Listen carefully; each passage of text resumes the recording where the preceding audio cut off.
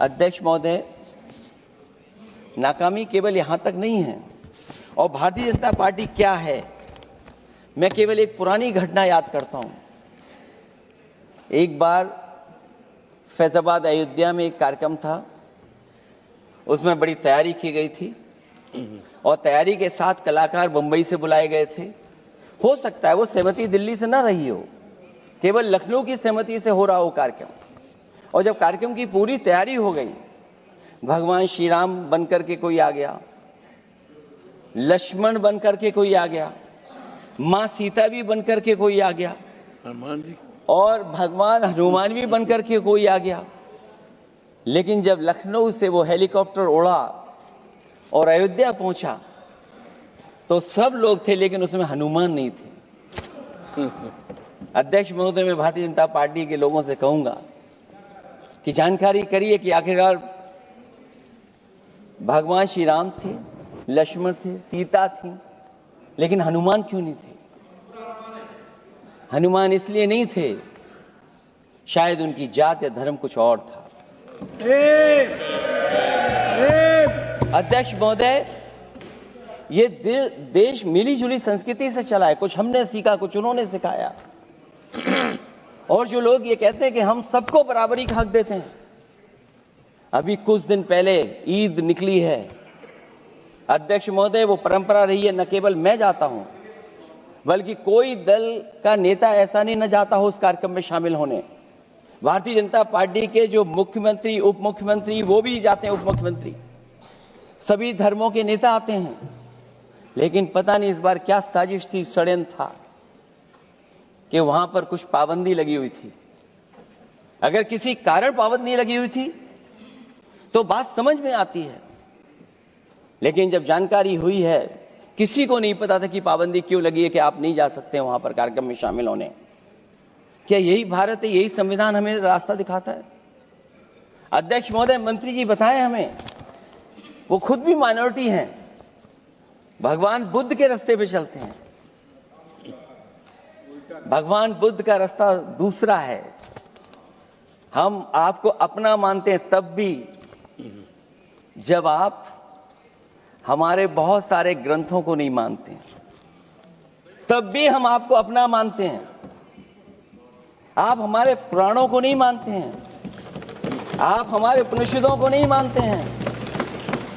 लेकिन सोचिए, हम हिंदू वो लोग हैं जो आपको स्वीकार करते हैं और गले लगा करके चलते हैं। अब मैं दूसरे धर्म पे नहीं जाऊंगा, कोई नाराज हो सकता है। मैं दूसरे धर्म के बारे में नहीं जा सकता, मैं केवल यही बताता हूं। और मैं उत्तर प्रदेश में, अध्यक्ष जी, जहां से आता हूं, मैं अपमान नहीं कर रहा हूं, मैं सच बोल रहा हूं। और ये बिहार के चुनाव में जो आप कह रहे हैं कि महिलाओं को 2 मेंबर बना दिया, इस बार मैं भी देखूंगा आगे भारतीय जनता पार्टी कितनी महिला लोगों को टिकट देंगे वहां पर।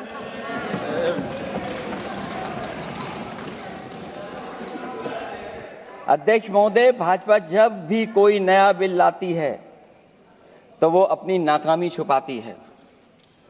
भाजपा वाले मुसलमान भाइयों की वक्फ की जमीन चिन्हित करने की बात कर रहे हैं, जिससे महाकुंभ में जो हिंदू मारे गए हैं या खो गए हैं, उनको चिन्हित करने की बात पर पर्दा पड़ जाए। अध्यक्ष महोदय, मुझे खुशी इस बात की कि हमारा धर्म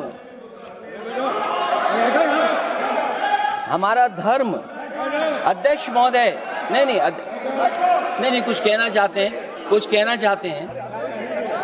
नहीं, प्लीज, उनको अलाउ नहीं किया। अध्यक्ष महोदय, कुंभ में आस्था सबकी है, कोई ऐसा नहीं जिसकी आस्था ना हो।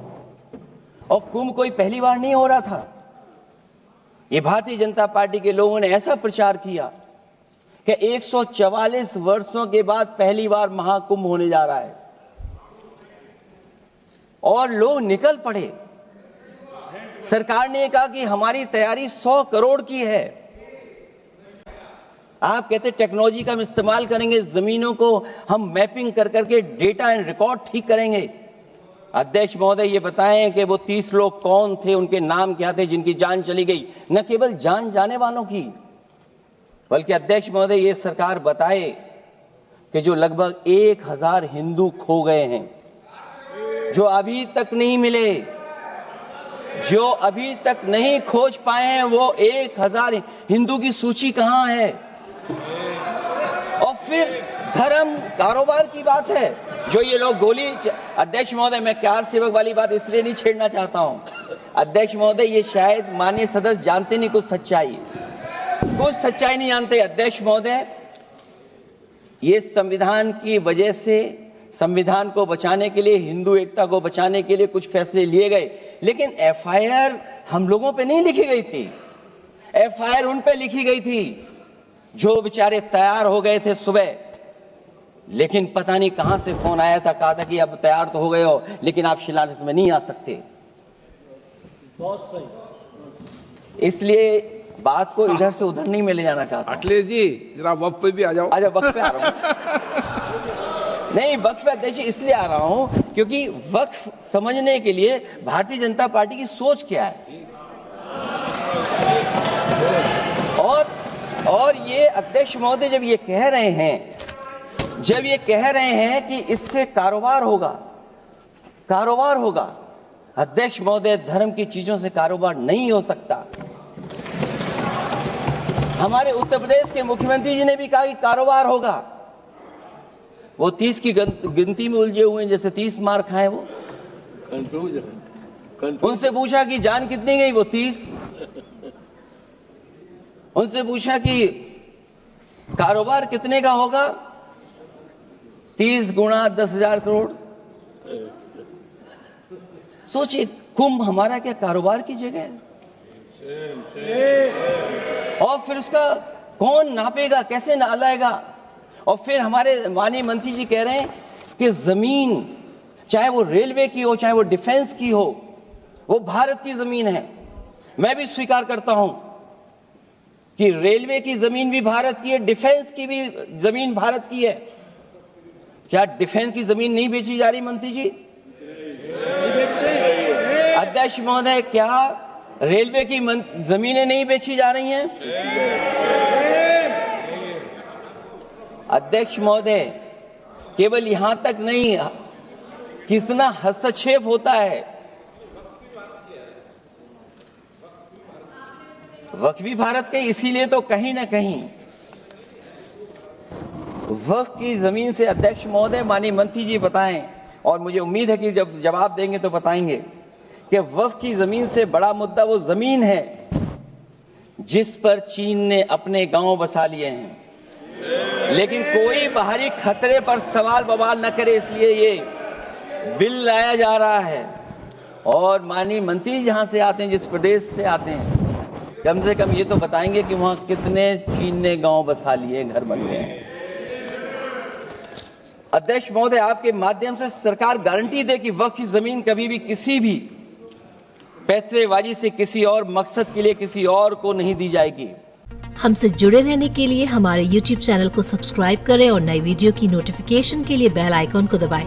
अगर आप ये वीडियो Facebook पर देख रहे हैं तो लाइक जरूर करें और ज्यादा से ज्यादा शेयर करें। धन्यवाद।